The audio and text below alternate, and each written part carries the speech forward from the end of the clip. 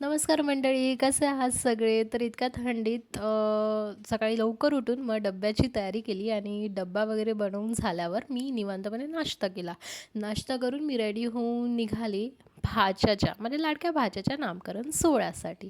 तर या सोहळ्यासाठी सगळे लोकं एकत्र जमले होते. सगळं कुटुंब या आनंदामध्ये सामील होतं. तर तसंच गौतम बुद्ध आणि आंबेडकरांना वंदन करून आज माझ्या भाच्याच्या आयुष्याची नवीन सुरुवात होणार होती. त्याला या जगामध्ये एक नाव मिळणार होतं. तर नाव काय असेल ह्याचं सगळ्यांना एक एक्साइटमेंट होती. सगळ्यांना विचारलं, "ओळखा पाहू नाव काय असेल? काय वाटतंय?" तर इतक्या गोड बाळाचं नाव ठेवण्यात आलं देव. तर देव ठेवण्यामागचं कारण पण एक आहे. तर मी तुमच्यासोबत ते शेअर करते.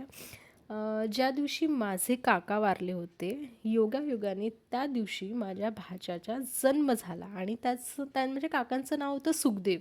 त्यामुळे बाळाचं नाव ठेवण्यात आलं देव.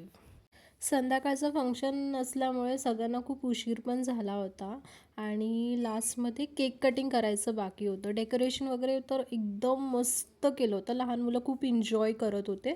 तर मग देवने म्हणजे सगळ्यांना खूप लोकं जमलेले, तर त्यामुळे तो कसं थोडा घाबरला होता आणि त्याला खूप गरमी होत होती. त्यामुळे तो खूप रडत पण होता. तर मग त्याने केक कटिंग वगैरे करून मग लहान मुलं पण भाई खूप एक्साइटेड होते केक खाण्यासाठी आणि उशीर झाला होता ना, त्यामुळे मला पनवेलला रिटर्न जाणं पॉसिबल नव्हतं आणि फंक्शनमध्ये मम्मी आणि दादा पण आले होते. तर मग अनिरुद्धचा फोन आला. मला म्हणाला, की आधीच खूप उशीर झाला आहे आणि तो आजारी होता त्या दिवशी. त्यामुळे तो मला घ्यायला येऊ शकला नाही. तर मग तो मला बोलला, की "तू घरी जा आता सौ, मग उद्या तू सकाळी रिटर्न ये तिथून." तर मग काही ऑप्शन नसल्यामुळे मी पण घरी गेले आणि या सगळ्या फंक्शनमध्ये प्रत्येक मूमेंट कॅप्चर करणं शक्य नसतं. त्यामुळे मला इतकं काही व्हिडिओ रेकॉर्ड नाही करता आला. हाच फोटो क्लिक करून मम्मीकडे निघाले.